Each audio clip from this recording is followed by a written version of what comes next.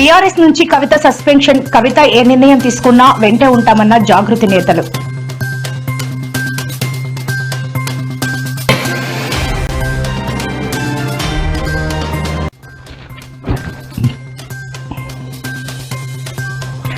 రాజమండ్రి జైల్లో ఎంపీ మిథున్ రెడ్డితో మాజీ మంత్రి పెన్ని నాని ములాఖత్. బయటకు వచ్చాక కూటమి ప్రభుత్వానికి చుక్కలు చూపిస్తారు అన్న పెన్ని నాని.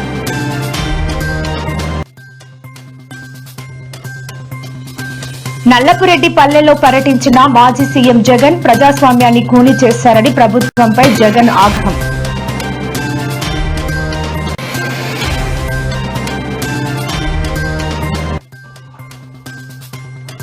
హరీష్ రావు మాజీ ఎంపీపై ఎమ్మెల్సీ కవిత అనుచిత వ్యాఖ్యలు. ఎమ్మెల్సీ కవిత ఫ్లెక్సీలను దహనం చేస్తున్న కార్యకర్తలు.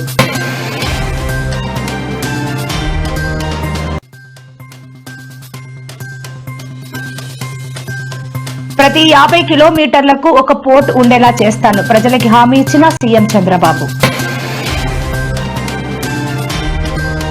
ఏపీలో ఫ్రీ బస్ స్కీమ్ ఎఫెక్ట్. రోడ్డున పడ్డ ఆటో డ్రైవర్లు.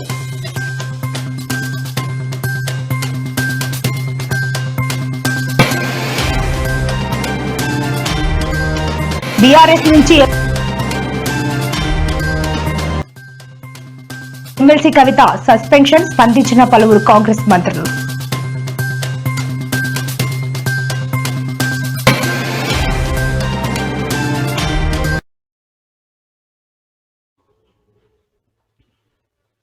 బీఆర్ఎస్ పార్టీ నుంచి ఎమ్మెల్సీ కవితను సస్పెండ్ చేయడం తెలంగాణ రాజకీయాల్లో తీవ్ర కలకలం రేపుతోంది. పార్టీ నుంచి ఆమెను సస్పెండ్ చేస్తున్నట్టు అధికారిక ప్రకటన వెలువడిన వెంటనే ఆమె మద్దతుదారులు, జాగృతి కార్యకర్తలు పెద్ద ఎత్తున నిరసనలకు దిగారు. జూబ్లీహిల్స్ లోని జాగృతి ప్రధాన కార్యాలయానికి భారీ సంఖ్యలో చేరుకున్న కార్యకర్తలు ఆందోళన చేపట్టారు. జై కవితక్క, జై జాగృతి అంటూ నినాదాలతో హోరెత్తించారు. ఈ సందర్భంగా జాగృతి నేతలు మాట్లాడుతూ కవితను పార్టీ నుంచి బహిష్కరించడం వల్ల ఆమెకు ఎలాంటి నష్టం జరగదని అన్నారు.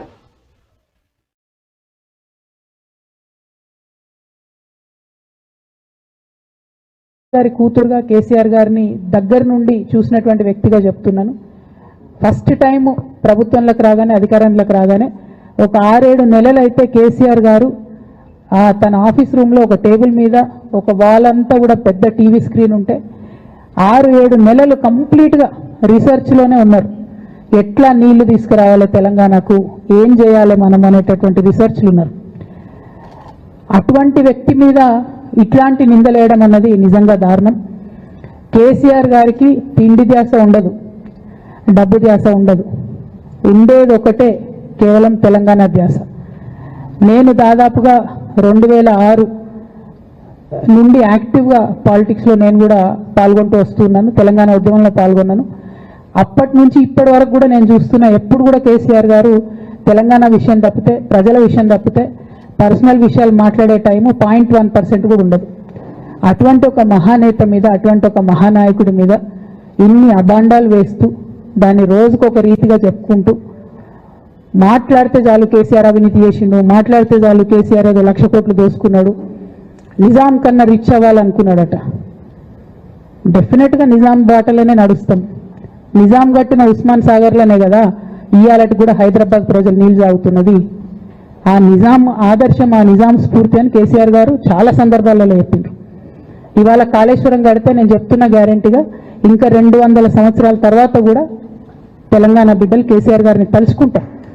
అటువంటి గొప్ప ప్రాజెక్టు కాళేశ్వరం ప్రాజెక్టు. కొంతమంది కేసీఆర్ గారి పక్కన ఉన్నటువంటి వాళ్ళు కేసీఆర్ గారి పేరు చెప్పుకొని అనేక రకాలుగా లబ్ధి పొంది వారు చేసినటువంటి అనేక చెత్త పనుల వల్ల ఇవాళ కేసీఆర్ గారి పేరు బద్నామయ్యే పరిస్థితి వచ్చింది. అయినా మళ్ళీ వాళ్ళని మోస్తాం, అయినా మళ్ళీ వాళ్ళని ముందుకు తీసుకెళ్తామని అనుకుంటే పార్టీ ఎట్లా ముందటికి పోతుంది? ఒక బిడ్డగా నిజంగా నేను బాధపడతాను. ఇవాళ 5 సంవత్సరాలు ఇరిగేషన్ మంత్రిగా చేసినటువంటి హరీష్ రావు గారిది మేజర్ పాత్ర లేదా దీంట్లో? అందుకే కదా కేసీఆర్ గారు వారిని సెకండ్ టర్మ్ లో తప్పించిండ్రు. ఈ మొత్తం కాళేశ్వరం ఎపిసోడ్ లో కేసీఆర్ గారికి మరక అంటిందంటే 2-3 వ్యక్తులు కారణం.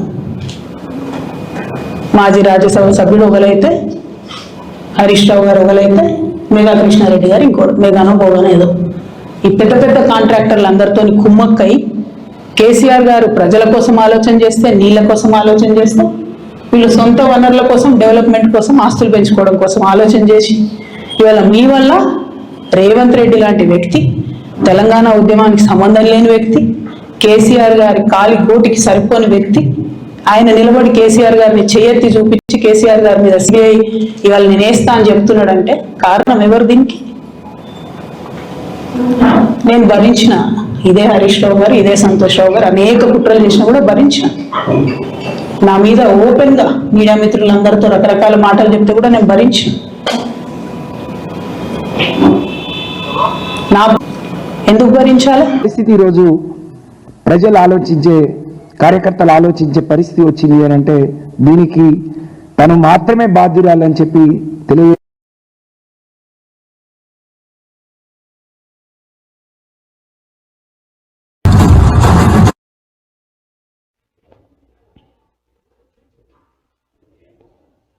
లిక్కర్ స్కామ్ కేసులో రాజమండ్రి కేంద్ర కారాగారంలో రిమాండ్లో ఉన్న రాజంపేట వైసీపీ ఎంపీ మిథున్ రెడ్డిని ఆ పార్టీ కీలక నేత మాజీ మంత్రి పెర్ని నాని కలిశారు. ములాఖత్ అనంతరం ఆయన మీడియాతో మాట్లాడుతూ త్వరలోనే వైసీపీ ఎంపీ మిథున్ రెడ్డి బయటకు వస్తారని, ఆ తర్వాత కూటమి ప్రభుత్వానికి రాజకీయంగా చుక్కలు చూపిస్తారని పెర్ని నాని హెచ్చరించారు. చంద్రబాబు ప్రభుత్వం చేస్తున్న పాపాలపై మిథున్ రెడ్డి ఎదురుదాడి చేస్తారని ఆయన వ్యాఖ్యానించారు. ఇప్పుడు మీడియా పాయింట్ ఎక్కడున్నది? ఈరోజు మీడియా పాయింట్ ఎక్కడుంది? ఈ బ్యారికేడ్స్ అన్ని గతంలో ఉన్నాయా లేదా? ఇవి చూస్తేనే అర్థమవుతుంది ఎంత కక్ష సాధింపుగా వ్యవహారం చేస్తా ఉంది ప్రభుత్వం అని చెప్పి. తప్పనిసరిగా ఇంత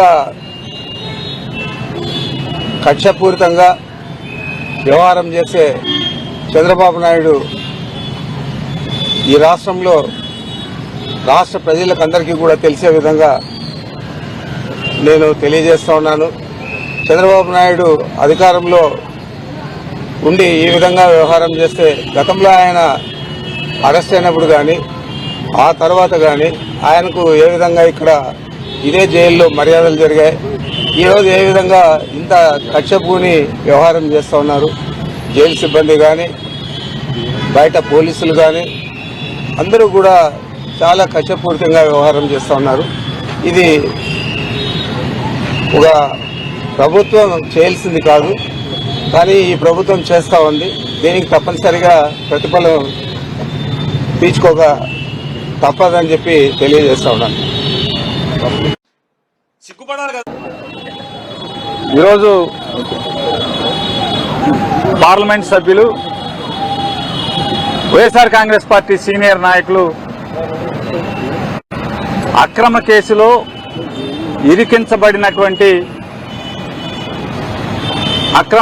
ఇరికించబడినటువంటి మిథున్ రెడ్డి గారిని ములాఖాత్ ద్వారా వారిని పరామర్శించడం జరిగింది. మిథున్ రెడ్డి గారిని అడగడం జరిగింది, నారా చంద్రబాబు నాయుడు గారి యొక్క ప్రభుత్వం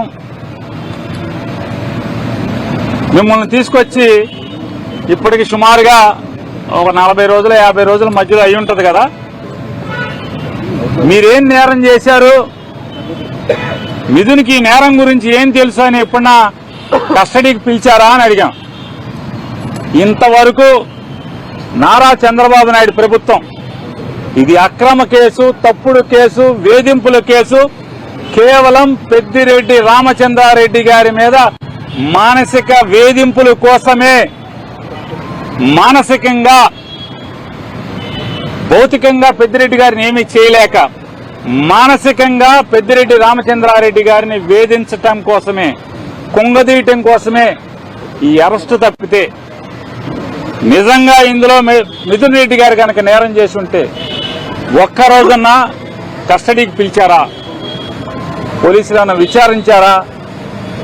సిపి పార్టీని ఏ విధంగా అయినా కానీ మూసేసి దానిలో ఉండే నాయకులందరినీ కూడా ఏ విధంగా జైలుకు పంపించి కానీ నేరాలు పెట్టి తప్పుడు కేసులు పెట్టి అన్ని రకాలుగా హింసించాలని చూస్తున్నాం. ఇది మన నాయకులే కాదు, పైన ఎంపీలే కాదు. కూటమి ప్రభుత్వం ప్రజాస్వామ్యాన్ని కూనీ చేసిందని వైసీపీ అధినేత మాజీ ముఖ్యమంత్రి జగన్ విమర్శించారు. పోలీసులను అడ్డుపెట్టుకుని దౌర్జన్యాలకు పాల్పడుతూ ప్రజల ఓటు హక్కును కూడా కాలరాస్తున్నారని ఆయన మండిపడ్డారు. గ్రామస్తులు చెప్పిన విషయాలపై జగన్ స్పందిస్తూ ప్రభుత్వంపై ఆగ్రహం వ్యక్తం చేశారు. ప్రజాస్వామ్య పద్ధతిలో ఎన్నికలు నిర్వహించే ధైర్యం తెలుగుదేశం పార్టీకి లేదు అని జగన్ ఆరోపించారు.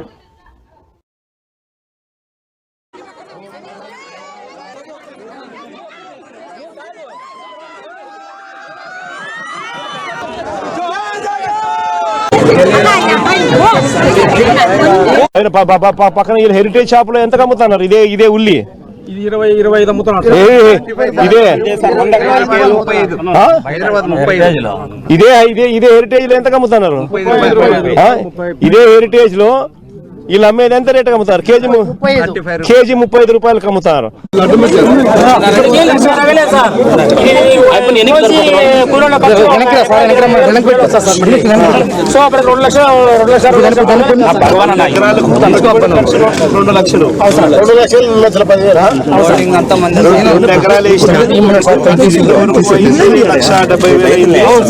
మళ్ళా కూలీలు ఖర్చులు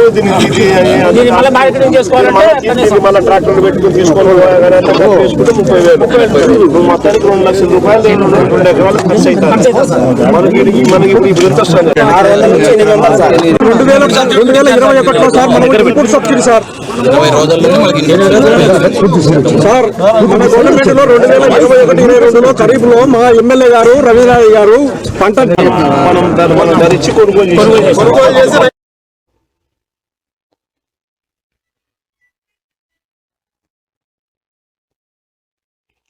సిద్దిపేట ఎమ్మెల్యే మాజీ మంత్రి బీఆర్ఎస్ సీనియర్ నాయకుడు హరీష్ రావు, మాజీ ఎంపీ సంతోష్ రావుపై ఎమ్మెల్సీ కవిత చేసిన అనుచిత వ్యాఖ్యలకు నిరసనగా బీఆర్ఎస్ పార్టీ నాయకులు కవిత ఫ్లెక్సీని మల్లె చెట్టు చౌరస్తాలో దహనం చేశారు. ఈ సందర్భంగా వారు మాట్లాడుతూ కవిత బీజేపీ పార్టీకి అమ్ముడుపోయిందని ఆరోపించారు. కేసీఆర్ అంటేనే బీఆర్ఎస్ పార్టీ అంటేనే కేసీఆర్ అనే విషయం కవిత గుర్తుంచుకోవాలన్నారు. కన్న తల్లి లాంటి పార్టీని కించపరిచే విధంగా మాట్లాడితే కవితను ఊళ్ళల్లో తిరగనీయకుండా అడ్డుకుంటారని హెచ్చరించారు. కేసీఆర్ గారి పేరు చెప్పుకొని అనేక రకాలుగా లబ్ధి పొంది వారు చేసినటువంటి అనేక చెత్త పనుల వల్ల ఇవాళ కేసీఆర్ గారి పేరు బద్నామయ్యే పరిస్థితి వచ్చింది. అయినా మళ్ళీ వాళ్ళని మోస్తాం, అయినా మళ్ళీ వాళ్ళని ముందుకు తీసుకెళ్తామని అనుకుంటే పార్టీ ఎట్లా ముందటికి పోతుంది? ఒక బిడ్డగా నిజంగా నేను బాధపడతాను. ఇవాళ 5 సంవత్సరాలు ఇరిగేషన్ మంత్రిగా చేసినటువంటి హరీష్ రావు గారిది మేజర్ పాత్ర లేదా దీంట్లో?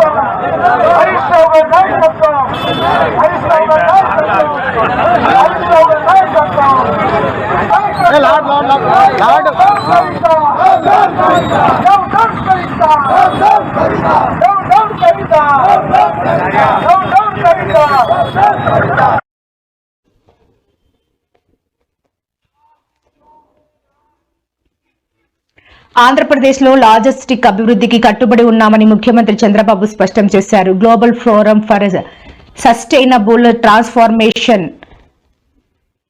ఆధ్వర్యంలో విశాఖ నోవోటెల్లో ఏర్పాటు చేసిన east Coast maritime logistic summit లో సీఎం పాల్గొన్నారు.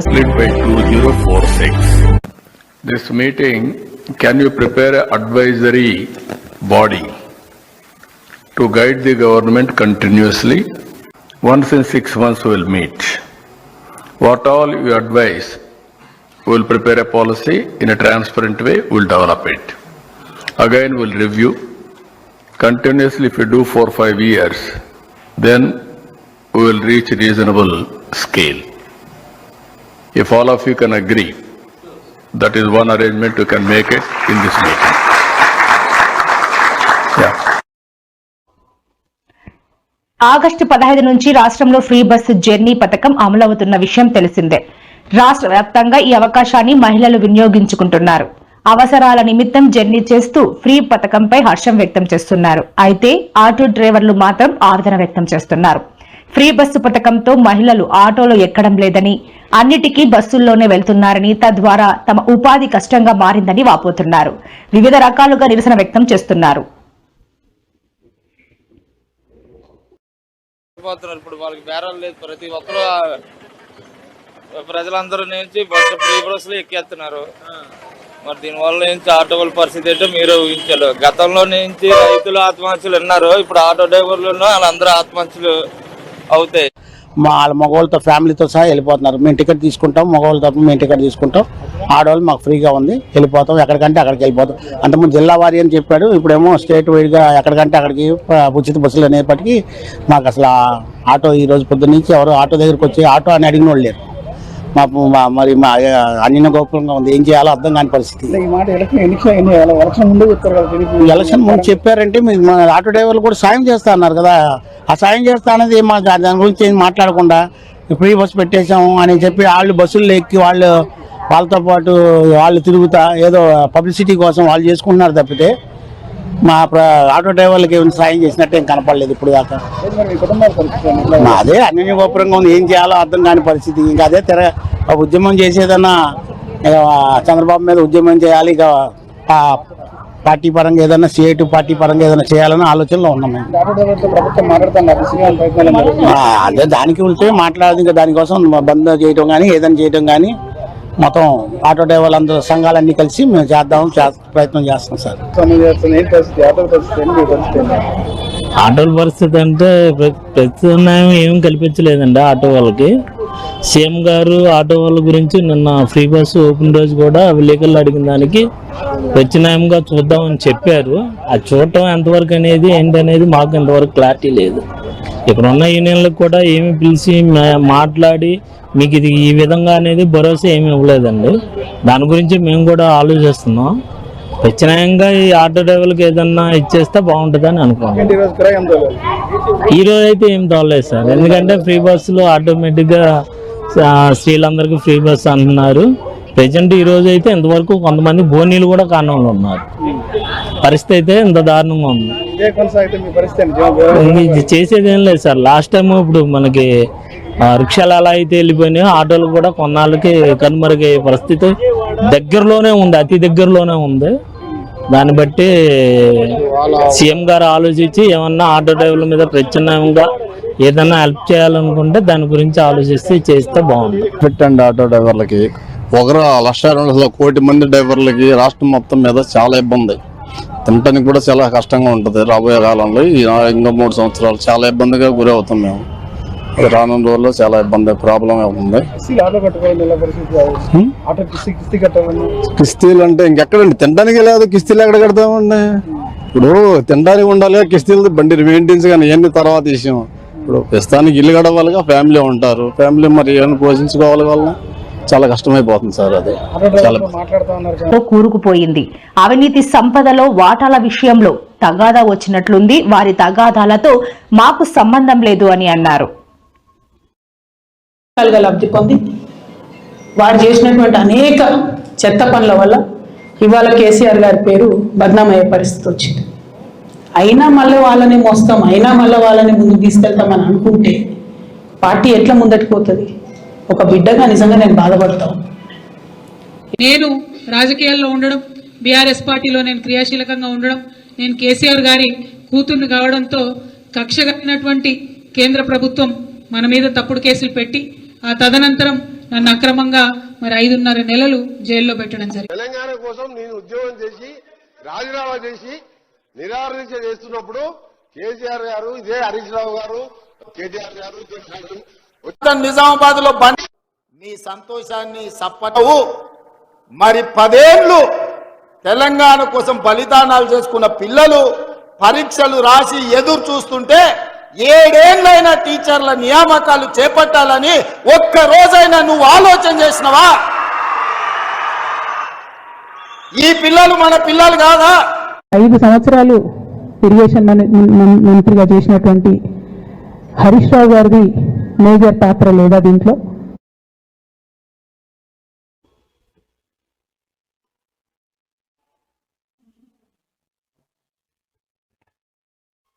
వాయువ్య బంగాళాఖాతంలో అల్పపీడనం ఏర్పడినట్లు విశాఖ వాతావరణ కేంద్రం ప్రకటించింది. ఒడిశా పరిసర ప్రాంతాల్లో సముద్ర మట్టానికి 1.5 కిలోమీటర్ల ఎత్తులో బలమైన రుతుపవనాల ద్రోణి కొనసాగుతోంది. దీంతో ఏపీ వ్యాప్తంగా యెల్లో అలర్ట్ జారీ చేశారు. ఉత్తర కోస్తాలలో 1-2 చోట్ల అతి భారీ వర్షాలు కురిసే అవకాశం ఉన్నట్టు వాతావరణ శాఖ తెలిపింది. అల్పపీడన ప్రభావం సుమారు 2 రోజుల పాటు కొనసాగుతుందని పేర్కొంది.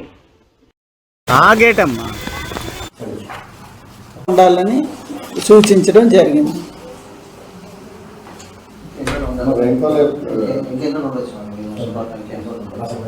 ఇంకా నెక్స్ట్ రేపటి వరకు ఉంటుందండి. రేపటి నుంచి ఇంకా సిస్టమ్ ఇంకా మీదకి వెళ్ళి అది క్రాస్ అయిపోయి మనకి భూభాగం మీదకి వచ్చేస్తుంది కాబట్టి మనకు వర్షపాతం కొంచెం తగ్గే అవకాశం. న్యాయాలయంపై అర్ధరాత్రి పోలీసులతో దాడి చేయించారని ఆయన ఆరోపించారు. పోలీసుల మేలు కోరుతూ వార్త రాస్తే అదే పోలీసులను అర్ధరాత్రి సాక్షి కార్యాలయానికి పంపి వీరంగం సృష్టించారు. వార్తలు రాసినందుకు దాడులు చేస్తారా అని జూపూడి ప్రశ్నించారు. వెన్నుపోటు వీధి ఉత్సవాలు, అసలు వార్షికోత్సవాలు కూడా జరిపితే బాగుంటుంది. జరుగుతున్నాయి కూడా. 30 ఏళ్ళు అనగానే గుర్తొచ్చేది ఎవరికైనా ఎన్టీ రామారావుని ఎట్లా దించాడు, ఆ దించడమే కాదు ఆయన్ను రోడ్డు మీద ఎట్లా పడేశాడు, కట్టుబట్టలతో ఆస్తులు కూడా లాక్కొని, వ్యవస్థలను అప్పుడు ఎట్లా మేనేజ్ చేసి ఘోరంగా అవమానకరమైన రీతిలో చేశాడనేది ఈ సమకాలీన చరిత్ర తెలిసిన అందరికీ తెలుసు. లక్కీగా అప్పటికి వీడియోలు కూడా ఉన్నాయి కాబట్టి ఈరోజు కూడా ఆ దినం వస్తే మన ప్రజలు కూడా మళ్ళీ మళ్ళీ చూస్తుంటారు. ఎన్టీఆర్ గారు ఎట్లా తిట్టిపోశారో, జామాత దశమగ్రహమా ఏదో ఇట్లాంటి పేరుతో ఏ రకంగా ప్రపంచంలోనే. ఈరోజు వైఎస్ఆర్ కాంగ్రెస్ పార్టీలో ఆయన జ్ఞాపకాలను నెమరేసుకున్నాం, ఘన నివాళిని అర్పించాం. ఎంతమంది ఏం మాట్లాడుకున్నారో రాత్రి 12 గంటలకి ఉదయమంతా ప్రజల్లో తిరిగినటువంటి ఆ వార్త మీద ఊహించిన రీతిలో ప్రభుత్వ ఆదేశాలున్నాయని పోలీసులు వచ్చి సాక్షి ఆఫీసు విజయవాడలో ఉన్నటువంటి సాక్షి ఆఫీసు మీద దాడి చేసి దాదాపు 45 నిమిషాలు రాత్రి 12:30 నుంచి దాదాపు 1:30 దాకా వాళ్ళు చేసినటువంటి వీరంగం కానీ దుర్భాషలాడినటువంటి విధానం కానీ 31